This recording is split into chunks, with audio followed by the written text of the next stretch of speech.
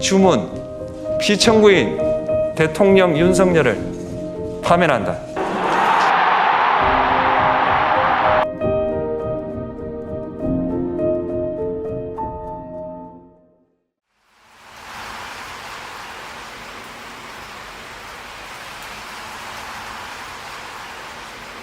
대한민국 민주주의의 위대함은 헌법이라고 하는 그 자체에 있는 게 아니라, 제도에 있는 게 아니라 그 제도를 가지고 사는 우리 국민 스스로의 위대함이죠.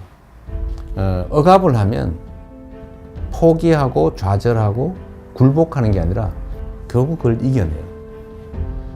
역사에서 그렇게 보여졌던 거죠. 정말 진정한 의미의 민주적 국가를 훼손하려는 그들의 시도에 대해서 끊임없이 저항해 왔어요. 이번에도 저항한 거죠. 강력한 무력을 동반한 현실적 권력을 끌어내렸지 않습니까? 저는 우리 국민들의 이 위대함이 대한민국의 위대함의 원천이라고 생각해요. 아마도 세계사에 남을 일이 될 겁니다. 그런데 겨울이 너무 길고 깊었어요.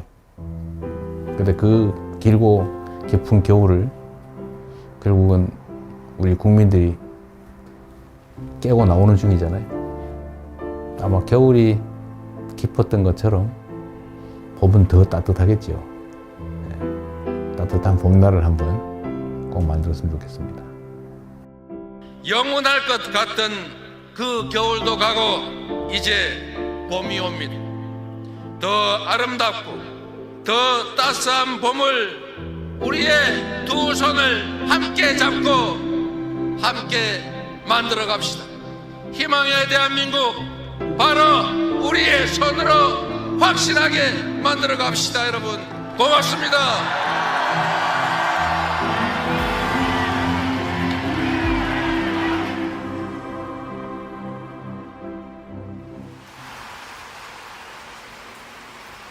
대립 갈등이 지금 아주 크죠. 그런데 그 원인은 뭐냐? 뭐 여러 가지가 있어요. 아주 근본적인 거는 경제적 이유입니다. 먹고 살기가 어려워져서 그래요. 세상 사는 게 힘들어서 그렇습니다. 그런데 왜 그러면 더 잘 살게 됐는데 왜 부족하게 됐냐? 편중됐기 때문이죠. 소위 양극화, 불평등, 격차. 이게 너무 커졌어요. 우리 사회가 총량으로는 과거보다는 더 많은 걸 가지고 있게 됐는데 개별적으로 보면 그게 너무 많이 한 군데 몰려 있습니다. 이게 이제 사실은 갈등의 원인이죠.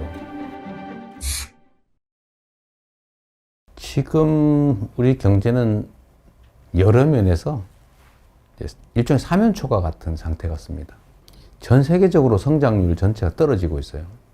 그리고 경제는 사실 민간 영역만으로는 제대로 유지 발전되기 어려워요. 정부 영역의 역할이 중요한데 지금 거의 3년 동안 정부는 경제를 방치해뒀죠. 이제는 첨단 과학기술에 대한 투자가 중요한 시대가 됐습니다. 근데 문제는 과학기술의 수준이 너무 높아져가지고 개별 기업들이 감당할 수 없는 상황이 됐어요. 그래서 정부 단위의 인력 양성, 또 대대적인 기술 개발, 연구 개발 투자, 스타트업이나 벤처에 대한 대규모 투자. 또 그렇게 하면 다시 또 살아날 수 있습니다. 우리 너무 좌절할 필요 없는 거죠.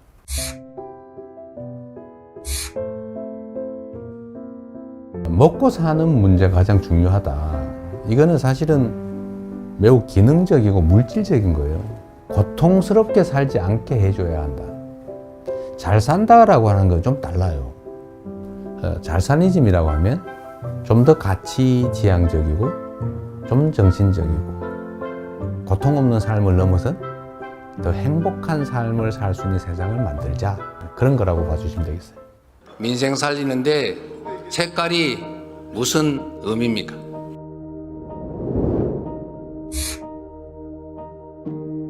정치라고 하는 것은 현장이죠. 현장에서 국민들의 삶을 놓고 실제로 그 삶을 결정하는 거예요. 그게 빨간색이냐 파란색이냐 아니면 어떤 방법이, 정책이 누구의 생각에서 시작된 것이냐. 그건 특별한 의미가 없죠. 어떤 게 더 유용하고 어떤 게 더 필요하냐. 이게 최고의 기준이 되어야 된다. 제가 정한 원칙이 있어요. 대개의 공직자들의 태도를 보니까 중요하고 큰 일을 고민하느라고 작아 보이는 일들을 미뤄둬요. 그러니까 엄청나게 쌓여요. 공직자는 100만 명이 걸린 일이냐, 100명이 걸린 일이냐 하면 이 10,000배로 중요한 일이라고 생각하지만 100명이 걸린 일조차도 그 100명은 목숨이 걸린 거예요. 그래서 모든 일이 다 중요하니 작고 쉽고 간단하게 보이는 일을 최대한 빨리 해치운 거예요.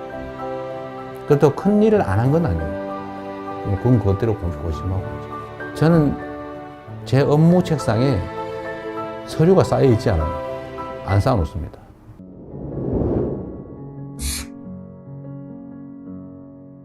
재난이나 아니면 사회적 위기 때 피해를 입는 것은 힘겹고 못 살고 어려운 사람 순이에요.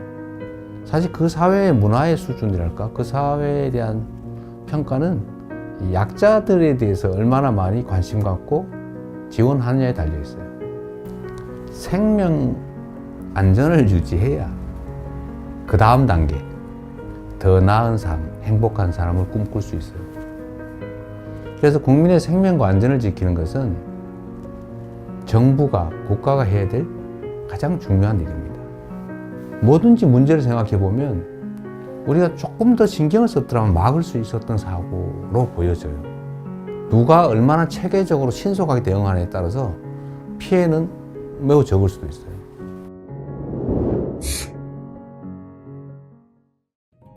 현실적으로 보면 우리가 한미동맹 매우 중요하고 또 한미일 협력관계도 매우 중요하죠. 그 속에 일관되는 원칙은 대한민국의 국익이 최우선이다. 거기에 따라 판단하면 되겠죠.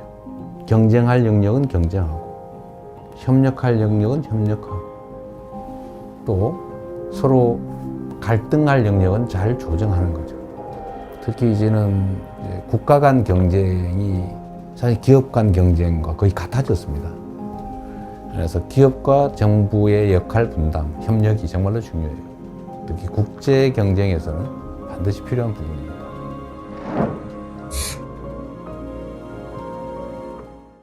김구 선생이 정말 우리가 먹고 사는 것조차 해결하지 못하는 그 시대에 우리가 꿈꾸는 나라는 문화가 강한 나라다.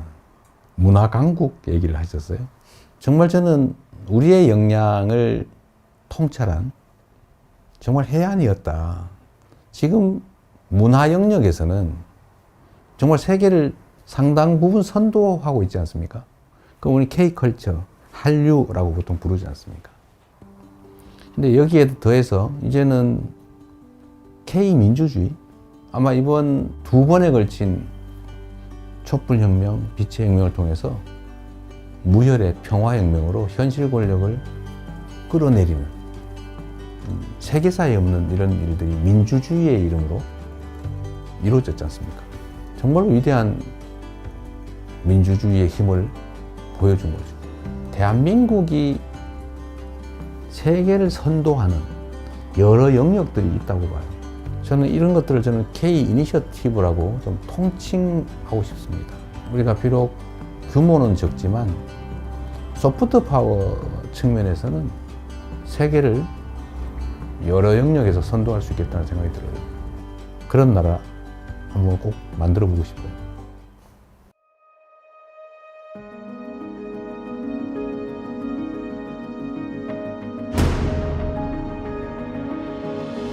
대한민국이라고 하는 이 국호에는 정말 큰 뜻이 담겨 있죠. 민국, 국민의 나라, 민중의 나라. 이 민자는 백성이죠, 백성. 흰옷 입은 사람들, 평범한 사람들. 이 평범한 사람들의 나라. 그리고 작지만 큰 나라죠.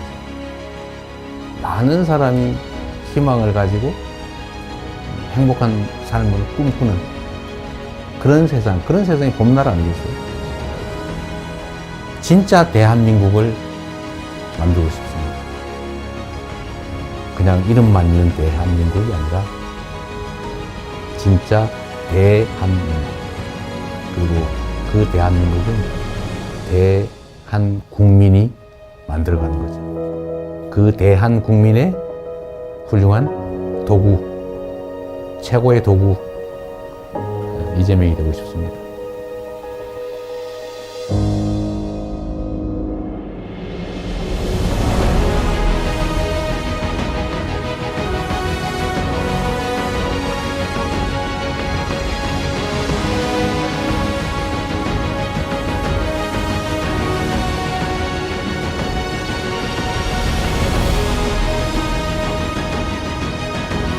민주공화국 대한민국을 함께 만들어 갑시다. 여러분 고맙습니다.